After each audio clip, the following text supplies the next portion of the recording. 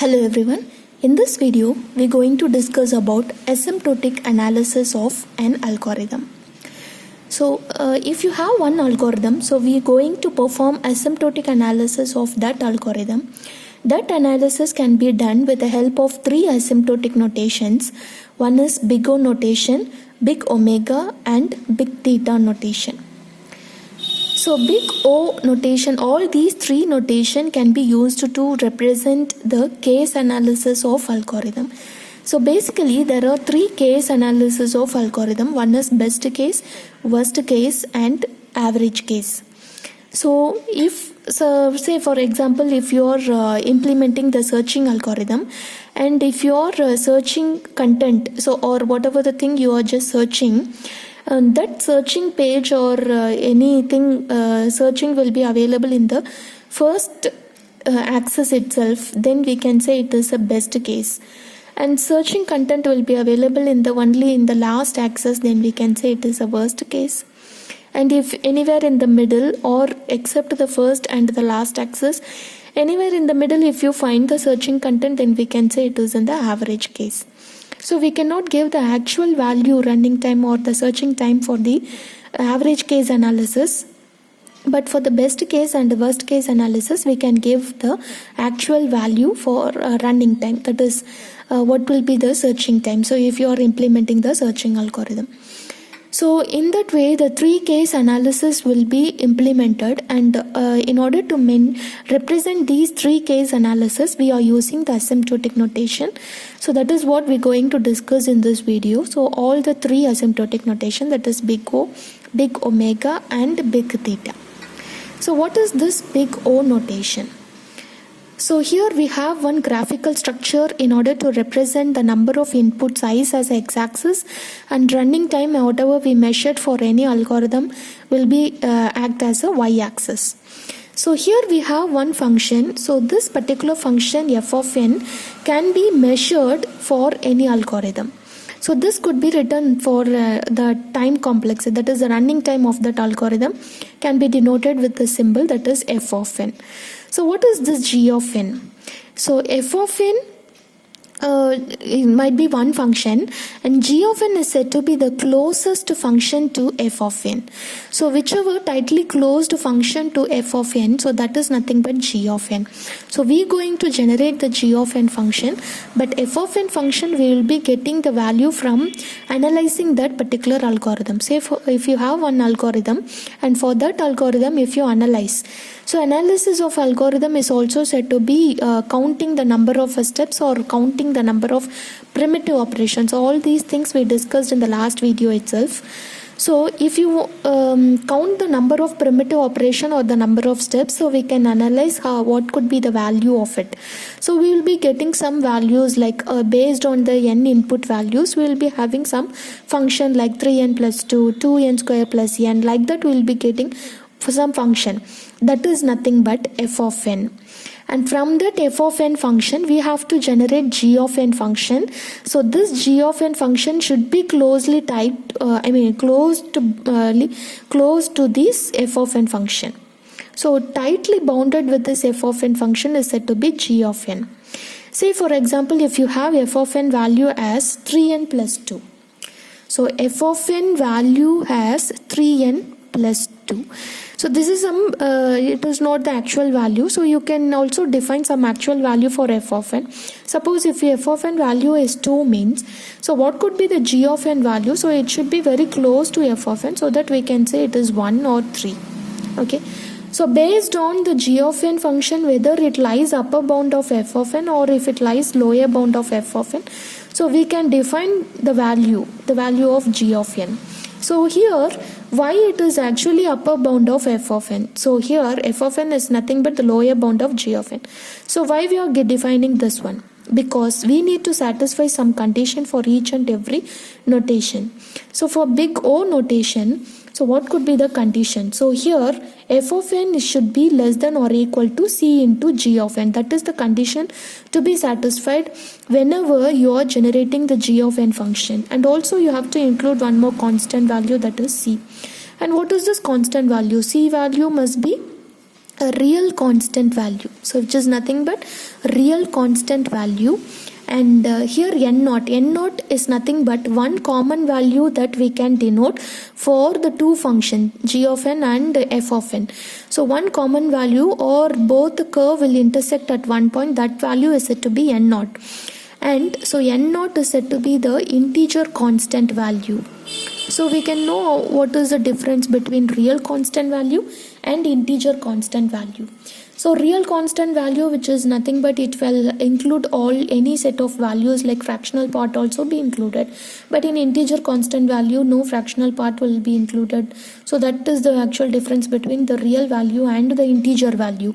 So c is nothing but real constant and n naught is said to be integer constant value. Probably we should satisfy one more condition for representing in big O notation, that is n value should be greater than or equal to n naught. So what is this n? N is nothing but any input value, right? And the maximum number of input value must be greater than or equal to n naught, because anyhow we are just finding out what is the common value between these two functions, c into g of n and f of n. The common value, obviously it will be less than or equal to n. So n is nothing but the maximum number of input size. So it should be less than, it should be in the range of that n value. So that is what this condition given, n value should be greater than or equal to n naught. So these two conditions we need to satisfy in order to generate the value of c. So c value we have to assign.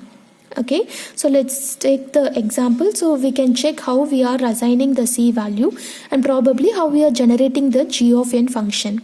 So here given f of n function is said to be 3n plus 2. So how to generate the g of n function? So it should be very close to this f of n function. So we can assign, we can take this function value as n. Since it is very close to this function, and also we are going to include this constant value c to this g of n. So we can take or we can assign this g of n value as n. Okay. So here if you give value of the c, so what value can be assigned to c? So you have to assign some minimal value to c, so that we need to satisfy these two conditions. Okay. So if you assign the value as c as 5, the minimal value of c is 5. We need to satisfy this condition. What is the condition for big O notation? F of n should be greater less than or equal to c into g of n. F of n value is given as 3n plus 2 is less than or equal to, so what is the c value we have assigned, that is 5, into g of n value, that is n, we have generated it. Now, so for what value of n we can check whether this condition is satisfied or not. So we can also generate n value from this equation. So if you move this 3n to other side, so we will be getting 5n minus 3n, which is 2n. So these two will get cancelled. Then 1 is less than or equal to n. Otherwise we can write it as n is greater than or equal to 1. So we can also generate this n value. Right, we can also generate this n value. Otherwise, so here if n we can also satisfy this condition. So n value should be greater than or equal to n naught, and this condition also be satisfied, so that c value must be 5. So that is the minimal value which is assigned to this function. Okay, f of n and g of n. So this is how we can able to represent the big O notation. If f of n is O of big O of g of n, we can able to satisfy this condition by providing the minimal value to c. F of n must be less than or equal to c into g of n, and also n value should be greater than or equal to n naught, and also we need to satisfy n value must be greater than or equal to 1. For these set of values, this c value will be applicable. So this is what I am trying to explain. For these set of values, for any set of n values which is greater than or equal to 1, this c minimal value of c is applicable in order to satisfy this condition. So this is what big O notation. Okay. So next one, we are moving for the next example. So here suppose if it is given f of n value is 7n minus 2. So 7n minus 2, so what could be the big O notation, which is nothing but n.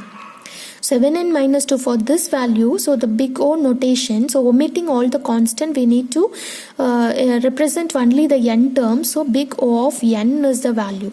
So here f of n is 7n minus 2 and g of n is n. So f of n, what is the condition to be satisfied? F of n value must be less than or equal to c into g of n. So here we need to check for which value of c this condition gets satisfied. So if you give c value, so both the values are real, c value must be real constant, it must be greater than 0, and n naught value is an integer constant, and what is the condition? N value is greater than or equal to n naught. So for which value of c it will satisfy this condition? So for the value of c, that is 7, and n naught value should be 1, then we can satisfy this condition. So if you apply this values, and n value is nothing but 1. If you apply this condition, 7n minus, that is 1 minus 2, which is less than or equal to c value, which is nothing but 7. So 7 into 1, okay, so 7 minus 2, which is nothing but 5, so 5 is less than or equal to 7. Yes, it will satisfy that condition, right? So this is how we are actually finding out the value of c, and also we are generating what could be the n value, so that n value is always greater than or equal to n naught. So like that we can able to give, and we need to satisfy this condition in order to represent in big O notation. So probably we are checking two conditions in order to represent the big O notation. I just repeat that again. F of n should be less than or equal to c into g of n, and n value should be greater than or equal to n naught. And so based on the c value whatever we are providing, so we can all able to generate what could be the value of n. So for the next example, so here some example has been given, that is 20n cube plus 10n log n plus 5 is O of n cube. So how we are telling that it is O of n cube? So omitting all the constants or whatever the higher coefficient of n term, so that will be used to represent in big O notation. So that will be the running time of that algorithm. So if you found this function for that algorithm, so whatever the function we are just finding out, which is f of n, is nothing but the number of primitive operations or the number of steps in that algorithm. So in order to mention what is the actual running time of that algorithm in any of these notations, so we can use this big O notation in case in terms of worst case analysis. So big O of n cube, so omitting all the constant values, so we can represent only the higher coefficient of n term, so we are getting this n cube. So here if you define like that, we need to check whether it is satisfying this condition. So the left hand side is said to be f of n function and the right hand side is g of n function. So what could be the c value? For which value of c it will satisfy this condition? That we need to check. If you put c value is 35, then it will satisfy this condition. Probably for n value must be greater than or equal to 1. Right? So in this way we have to generate all the values in big O notation. So let us take one more example. In logarithmic term, 3 log n plus log n is O of log n. So here omitting all the constants, so we are just finding out only the log n term, and this function is nothing but another function which is very close to this f of n. This is g of n and this is f of n. So what is the condition to be satisfied? F of n must be less than or equal to c into g of n. So in the c value should be 4. Then only we can say this particular condition will be satisfied. So if you check for n value, that is 1, or for n value is greater than or equal to 2. So for this particular c value, n value must be greater than or equal to 2. That is what you are just getting. So suppose if you are assigning n value as 2, 3 into log 2. So log 2 is nothing but 1 plus log of log 2, that is 1. So log 1 less than or equal to 4 into log 2, that is 1. So 3 plus log 1 value is 0, which is less than or equal to 4. 3 is less than or equal to 4. Yes, condition gets satisfied, right? So whenever the condition gets satisfied, in that based on that we need to assign the c value, and also n value has been generated. Thank you.